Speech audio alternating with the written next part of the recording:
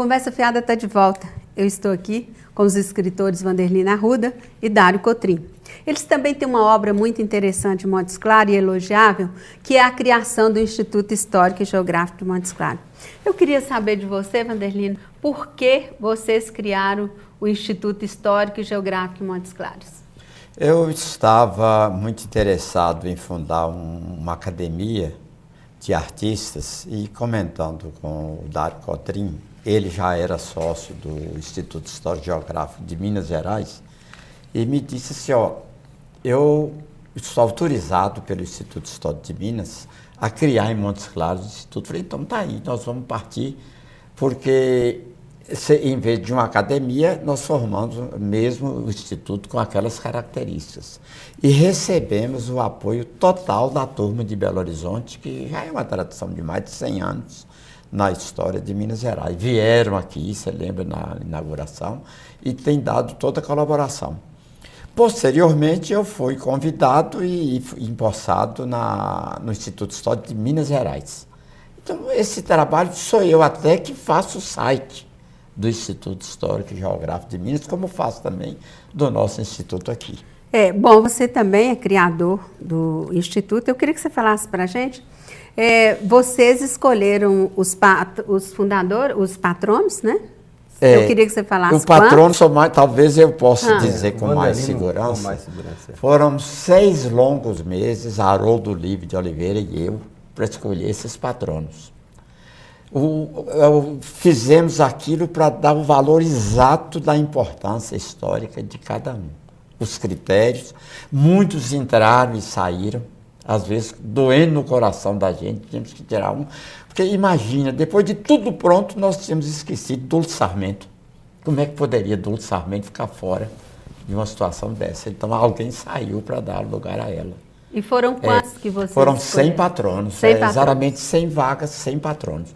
A mesma coisa, Haroldo e eu já preparamos para a Academia Montes Clarense de Artes. Então, nós já temos os patronos escolhidos, que é exatamente para registrar a importância de artistas nossos. Então, talvez o trabalho mais difícil seja esse, para que ele seja justo e perfeito, né? Bom, e eu queria que você comentasse, Wanderlina foi o primeiro presidente, você o segundo, Itamauri agora é o terceiro presidente. Eu queria que você comentasse para a gente os objetivos do Instituto. Estão sendo conseguidos? Sem dúvida. O Instituto Histórico ele tem o objetivo de preservar, né, a história de Montes Claros, e não só de Montes Claros, como de Minas Gerais. E nós temos feito isso através da revista do Instituto Histórico. Nós já lançamos 8 números, né, 8 volumes dessa revista. Estamos agora viabilizando já o lançamento do nono volume da revista do Instituto. Então, sem dúvida alguma, o Instituto tem alcançado um objetivo, que é preservar a história de Montes Claros. Wanderlina, fala pra gente, porque às vezes as pessoas podem pensar, isso é supérfluo, né? Só interessa intelectuais. Qual é o valor real de uma cidade que você pode falar? Aqui tem uma Academia Montes Clarense de Letras, aqui tem um Instituto Histórico. O que você acha que isso representa? Qual o valor real disso? O real valor de uma cidade é a sua cultura. É o seu processo histórico de garantir pessoas que viveram pela cidade, muitas vezes com muito sacrifício e com muito amor.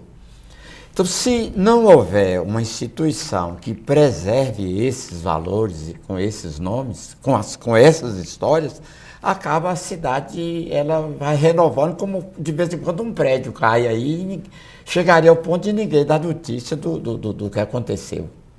Então, a gente tem que destacar, sobretudo, uma figura como a de Hermes de Paula, por exemplo. Ele que foi o homem do centenário de Montes Claros, que organizou, que ajudou a pintar essa cidade, a rever o folclore e a valorizar. Como Hermes de Paula, tantos outros. Então, nós vamos entrar então no seu livro agora. Já que nós estamos falando de valores, de pessoas que construíram a história de Montes Claros, eu queria saber de você qual critério que você usou nesse primeiro volume para escolher esses construtores. de Montes Claros? Se foi emocional, se foi alguém que indicou, se foi a própria opinião pública que consagrou, enfim, como é que é esse critério seu? Para esse livro não tem nada inédito. Todos esses nomes esses trabalhos já foram publicados em jornais, na internet, em revistas. E eu só podia ter 54 nomes no máximo para que esse livro não fosse tão grande e viabilizar até questão de custo. Então é um critério muito pessoal de gente que eu gosto e de gente que, no meu ponto de vista, foi importante. Por exemplo... Comenta um deles, só para as pessoas perceberem. Maria Oliveira. Quem foi Maria Oliveira? Ela era a pessoa que arrumava o jornal de Montes Claros, que preparava o jornal para colocar no correio e para que os meninos vendessem na rua. Ela foi, no meu ponto de vista, a pessoa mais importante do jornal de Montes Claros. Para os jovens jornalistas, ela nos orientava, nos dava conselho, nos impedia de cometer, às vezes, algum engano. Então, tudo que a gente tinha que fazer para fazer bem e que fosse útil para a cidade, era Maria Oliveira que orientava. Então, eu elegi, no caso do meu início profissional como jornalista, Maria Oliveira. Então, tá vendo aí, não foi rica, não era lá ponto de beleza, mas, no nosso ponto de vista, foi uma pessoa importantíssima na vida dos jovens jornalistas. E então, o critério que você usa é por aí? É por aí, é de gostar da pessoa e saber de que ela trabalhou pelo amor à cidade. Então, quem for ler seu livro vai ter muita surpresa. Muita surpresa. Esse é o primeiro de 8 ou de 10 livros.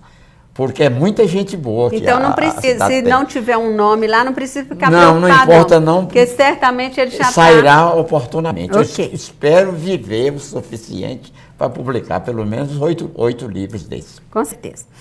Dário, eu queria fazer uma última pergunta para você. Quando você edita um livro, que ele vem para a praça, qual a sua expectativa? Você quer que ele venda? Qual que é o primeiro desejo de quem escreve? Olha, o primeiro desejo de quem escreve é que alguém venha a ler esse livro. Porque o livro, quando a gente publica com o objetivo da leitura. Se o livro da gente não for procurado para se ler, acabou. Ele não tem muita finalidade, não. Eu gostaria de voltar um pouquinho com o assunto, ainda do Instituto Histórico, que nós deixamos para trás, com relação ao acervo de Simeão Ribeiro Pires. O Instituto Histórico recebeu da família Simeão Ribeiro Pires um acervo muito grande. E nós temos esse acervo lá, inclusive com aquele canhão de guerra. E eu queria dizer para você o seguinte, uma história sem memória uma cidade sem memória é uma cidade sem história. Tá? Então, Montes Claros hoje, a preservação da memória de Montes Claros é importante, que é para Montes Claros ter a sua história. Né? Voltando ainda no livro, com relação ao livro que você está falando, o meu livro Prefácio, é uma oportunidade também que eu tenho de agradecer a generosidade das pessoas quando me procuraram na época para mim fazer o prefácio do livro dele. Quer dizer, uma pessoa só procura deixa de ser uma homenagem a eles. Uma homenagem. A pessoa só procura alguém para fazer um prefácio sabendo que essa pessoa tem condição, tem competência, tem talento, mas precisa também, é uma amizade também, no fundo, amizade. E a gente, para retribuir essa amizade, essa generosidade, então o meu livro foi escrito exatamente com esse objetivo, de fazer aquele agradecimento às pessoas que me convidaram para fazer o prefácio dos seus livros. Ok. Bem, gente, nosso programa está chegando ao final. Eu queria agradecer a presença dessas duas pessoas maravilhosas, né?